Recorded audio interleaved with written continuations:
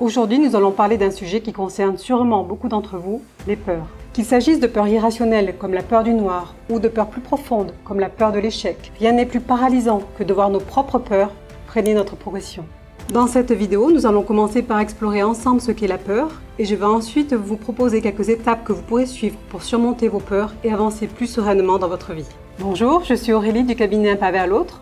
Mon métier est d'accompagner les personnes qui viennent à moi pour retrouver confiance et sérénité dans leur vie personnelle comme professionnelle. Bienvenue dans cette nouvelle vidéo.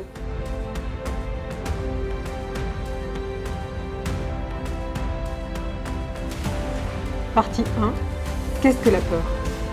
La peur est une émotion complexe et puissante qui peut se définir comme une réaction instinctive face à une menace perçue. Elle fait partie intégrante de notre vie et peut surgir dans différentes situations, que ce soit face à un danger physique ou face à un défi émotionnel ou psychologique.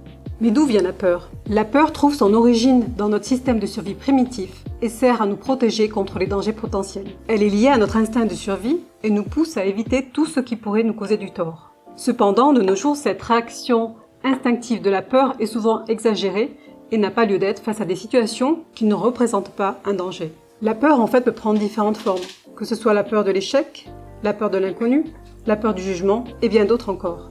En fait, chaque individu a ses propres peurs en fonction de son passé, de ses émotions, de sa vie.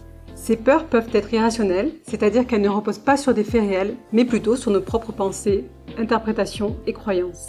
Maintenant, pourquoi est-il si important de gérer ses peurs pour avancer dans la vie ? Apprendre à gérer ses peurs est essentiel pour plusieurs raisons. Tout d'abord, la peur peut être paralysante et peut nous empêcher de prendre des risques et d'explorer de nouvelles opportunités. Elle crée des limites et nous enferme dans notre zone de confort, nous empêchant d'atteindre notre plein potentiel. Un exemple concret est la peur de l'échec. Beaucoup de gens restent prisonniers de leur zone de confort par peur de ne pas réussir ou d'être jugés par les autres. Cette peur les empêche d'entreprendre de nouveaux projets ou bien de poursuivre leurs rêves. En apprenant à gérer leurs peurs, ils pourraient se donner une chance de réussir et d'accomplir des choses incroyables. Un autre exemple est la peur de l'inconnu. Beaucoup de gens se sentent en fait mal à l'aise et anxieux face à des situations nouvelles ou imprévisibles. Cela les empêche d'avancer vers de nouveaux horizons et de vivre des expériences enrichissantes. Ce qui est dommage. En apprenant à gérer leurs peurs, en fait, ils vont découvrir des nouveaux aspects de leur personnalité et ils vont développer leur confiance en eux. En gérant nos peurs, nous nous donnons la possibilité d'apprendre et de grandir. En affrontant nos peurs, nous nous confrontons à nos limites et nous découvrons souvent que nous sommes capables de les dépasser. Cela renforce notre estime de soi et nous permet de développer de nouvelles compétences tout simplement. Partie 2. Gérer ses peurs. Alors, comment gérer nos peurs et comment ne pas nous laisser paralyser par elles ? La première étape importante est de reconnaître la peur, de s'interroger sur son origine et sa raison d'être. Verbaliser, admettre et comprendre une peur, c'est une façon de diminuer son intensité. Car le fait de l'exprimer nous permet de réaliser en fait que notre imagination est bien plus impressionnante que la réalité. On peut aussi se poser la question suivante. Mais qu'est-ce que je risque en fait si ma peur se réalise ? Est-ce que c'est grave ? Est-ce que c'est très grave ? Et souvent, c'est bien moins grave que ce que l'on croit.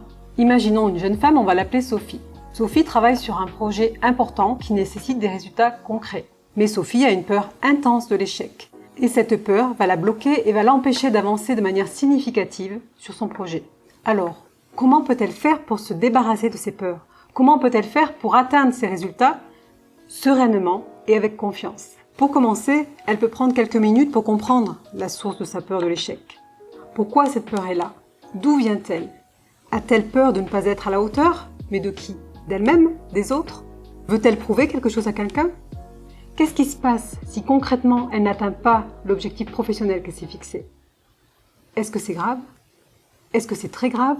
Pourquoi ? Pour qui ?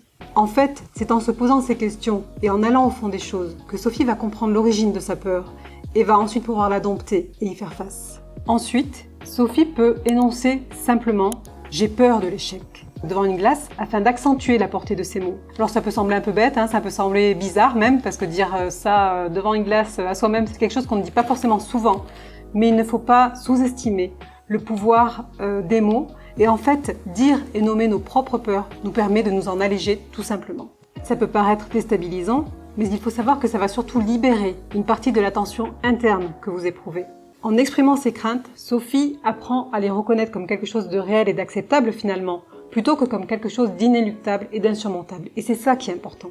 Enfin, Sophie peut mettre en place un plan d'action. Elle va pouvoir faire face à sa peur de l'échec en identifiant un objectif et en mettant en place des actions concrètes. Elle pourra alors se concentrer sur le processus plutôt que sur le résultat final et sa peur de l'échec va s'atténuer car elle sera concentrée sur le chemin plutôt que sur la ligne d'arrivée.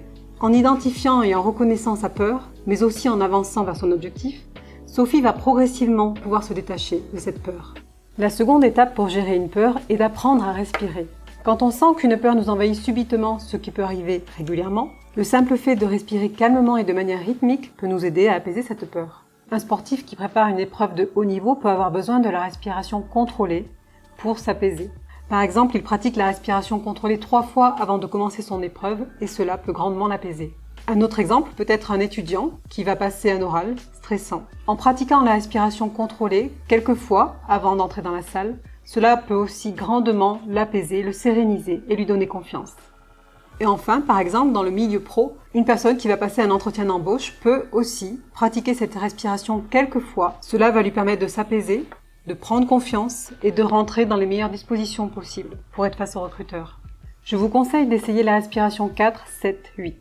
Donc vous inspirez pendant 4 secondes, vous bloquez votre respiration pendant 7 secondes et vous expirez pendant 8 secondes. On va le faire ensemble. Donc vous inspirez pendant 4 secondes, vous bloquez pendant 7 secondes,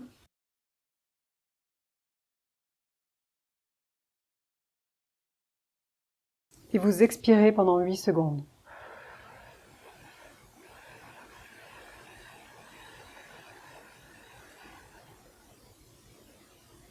Vous videz bien vos poumons. Si vous faites ça 3 fois d'affilée par exemple, vous pouvez vous sentir vraiment plus détendu, relaxé, serein. Cette respiration est très utile en cas d'angoisse subite et vous permet de vous détendre instantanément, ce qui est bon pour reprendre vos esprits et relativiser vos peurs. La troisième étape importante pour gérer vos peurs est de vous fixer des objectifs clairs. Les objectifs sont des guides précieux pour surmonter vos peurs car ils vous permettent de vous concentrer sur le chemin à parcourir plutôt que sur les obstacles à surmonter. Établir des objectifs SMART va vous permettre de les atteindre plus facilement. SMART veut dire spécifique, mesurable, atteignable, réaliste et temporel.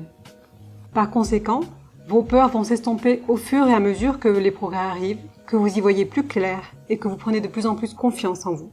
En résumé, on peut retenir que la peur est une émotion puissante qui peut nous empêcher malheureusement d'avancer dans la vie. En apprenant à gérer nos peurs, nous nous donnons la possibilité de sortir de notre zone de confort, d'apprendre sur nous-mêmes, d'explorer de nouvelles possibilités, opportunités, de grandir et de devenir la meilleure version de nous-mêmes.